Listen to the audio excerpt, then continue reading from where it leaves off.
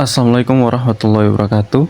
Perkenalkan, nama saya Ahmad Ferdian Nur Rahman, NRP 21235056. Di sini saya akan menjelaskan tentang pembebanan motor induksi 3 fasa untuk post-test DSTL.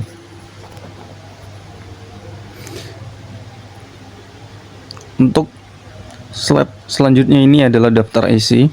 Di sini saya akan menerangkan tentang dasar teori, bagian-bagian motor, uji pembebanan, prosedur percobaan, hasil uji coba, analisa dan kesimpulan.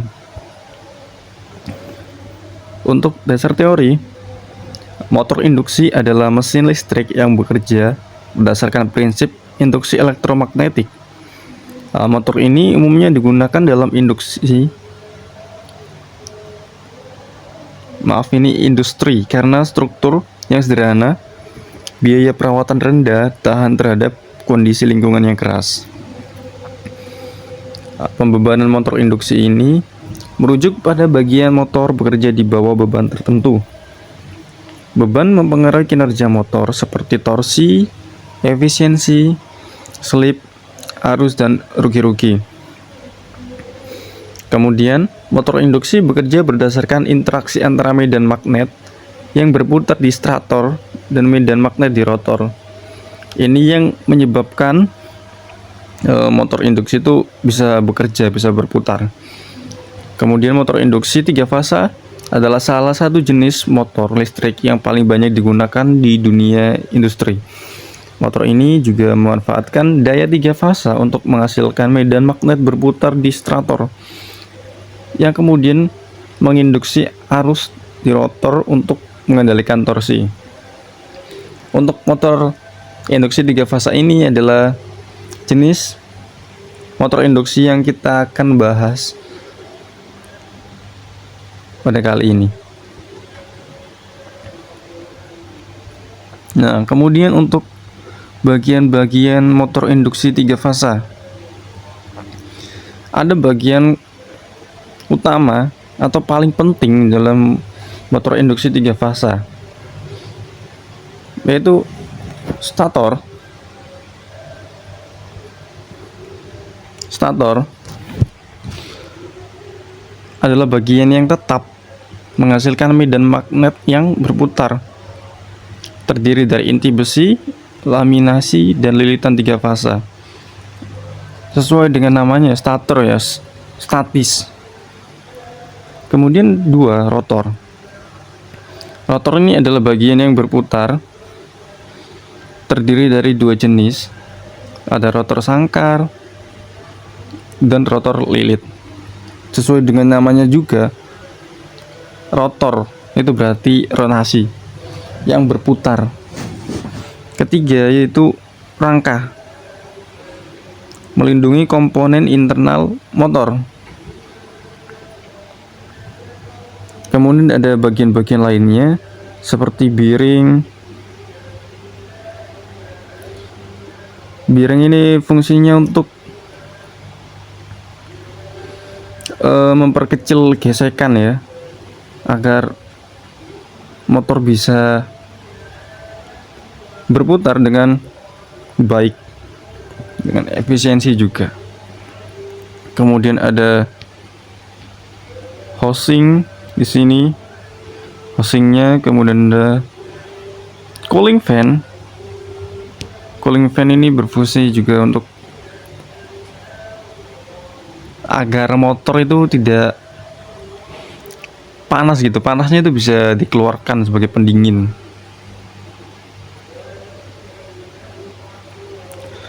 Kemudian untuk uji pembebanan motor induksi 3 fasa, ini ada rangkaian percobaan.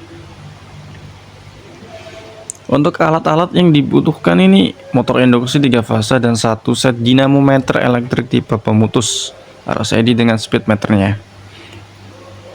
Kedua, ada regulator tegangan 3 fasa, wattmeter 3 fasa.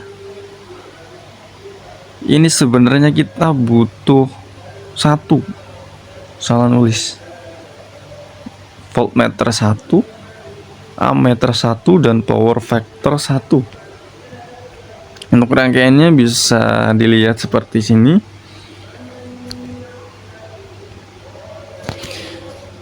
Dari sumber RST masuk ke voltage regulator, kemudian diukur pakai voltmeter dan ampermeter, kemudian disambungkan lagi ke wattmeter 3 pas ya, atau pakainya 3 pas, kemudian sambungkan lagi ke power factor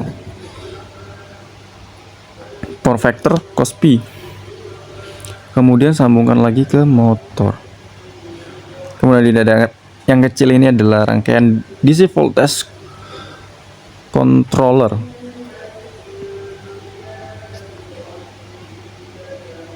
Dari tegangan 220 ya. Rangkaian seperti ini. Lanjut untuk prosedur percobaan. Tentunya yang pertama, tahap awal itu kita merangkai dulu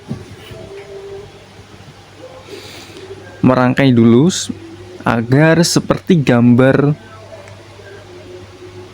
rangkaian percobaan.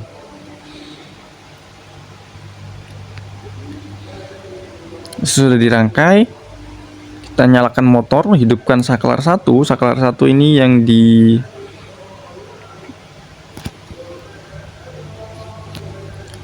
di RST ya, yang AC ya.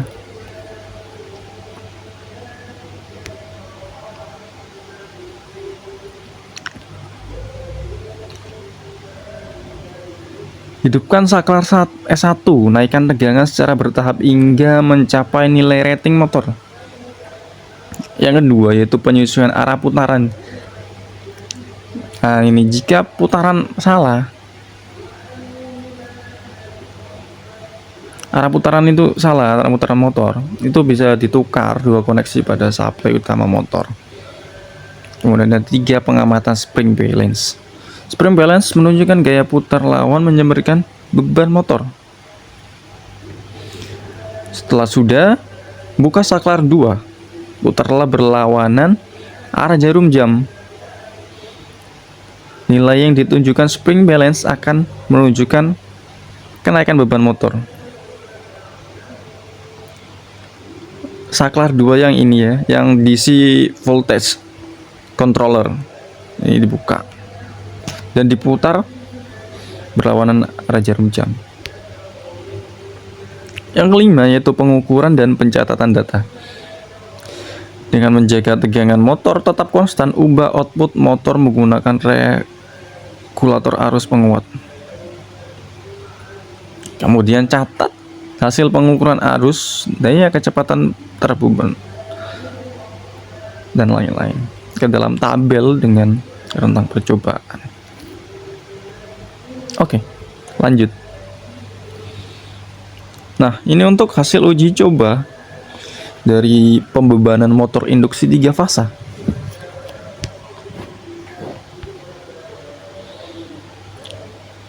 Di sini dapat kita lihat untuk data pertama ini kita voltage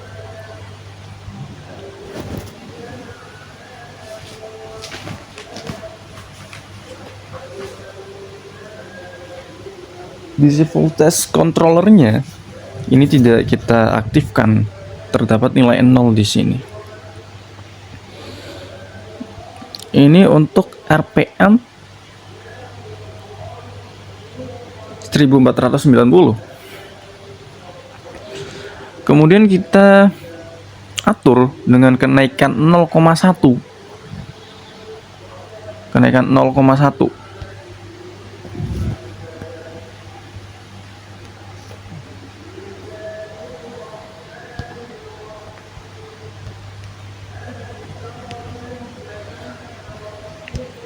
Kita atur naikkan 0,1, maka akan didapatkan seperti ini.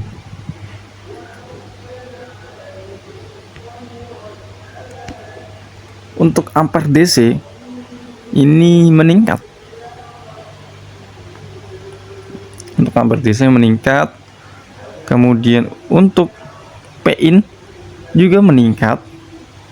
Untuk power factor Kospi-nya ini juga meningkat. Untuk RPM turun. Kemudian untuk bebannya jelas meningkat karena ditingkatkan DC voltage controllernya. PO tentunya juga akan meningkat. Slipnya juga makin besar, torsinya makin besar, dan efisiensinya juga akan semakin naik.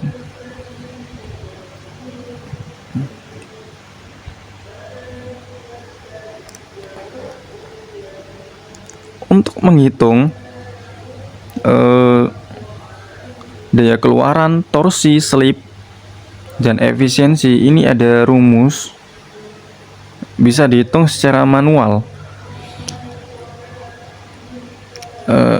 Didapatkan dari hasil percobaan, nanti akan diketahui payout-nya berapa, torsinya berapa, slipnya berapa, dan efisiensinya berapa.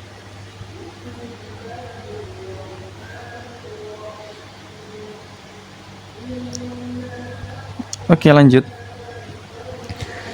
Analisa dan kesimpulan. Ya, setelah melakukan percobaan tersebut itu dapat dilakukan analisa ya. Ini ada grafik. Ini grafik. Kita bisa lihat untuk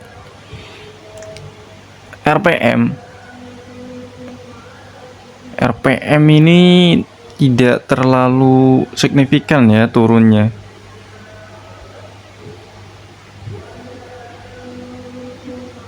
Ini RPM. Kemudian ini untuk efisiensi. Tertinggi ada di angka 97. Nah, turun lagi. Ini ada Kospi-nya, kemudian 3 torsi, slip, dan arus.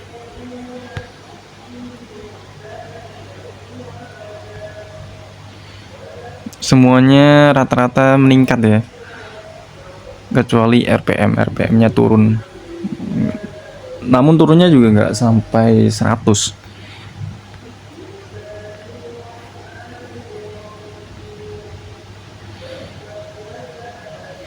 Dan untuk karakteristik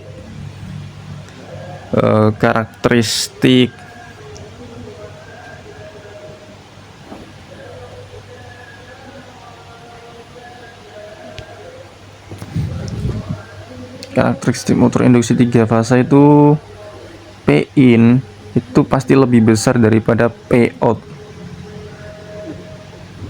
P-in lebih besar daripada P-out. Coba kita bandingkan. Nah, bentar saya tandain dulu untuk P-in sama P-out-nya. Ini P-in, saya tandain begitu. Untuk P-out tandain gini. Oke, kita bandingkan. 0,12 sama 0,039 lebih besar P-in.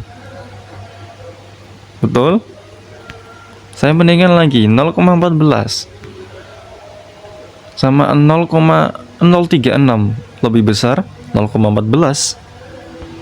Oke.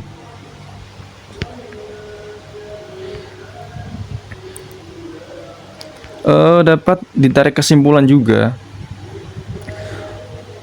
untuk tes pembebanan motor DC 3 fasa ini. Ada data yang diambil itu sesuai dengan karakteristik pembebanan motor DC 3 fasa, yaitu di mana P-in lebih besar daripada P-out, menunjukkan juga efisiensi yang meningkat. Efisiensi meningkat naik walaupun ada turun dikit, mentok 97. Arus DC yang digunakan sebagai pengereman motor juga dapat untuk menghemat waktu. Nah, apa yang dimaksud dengan arus DC digunakan untuk pengereman motor? Nah, arus DC ini ketika sudah selesai, itu bisa arus DC ini tuh bisa digunakan untuk pengereman lebih cepat dengan menaikkan DC voltage controllernya jadi lebih dari 1. Begitu.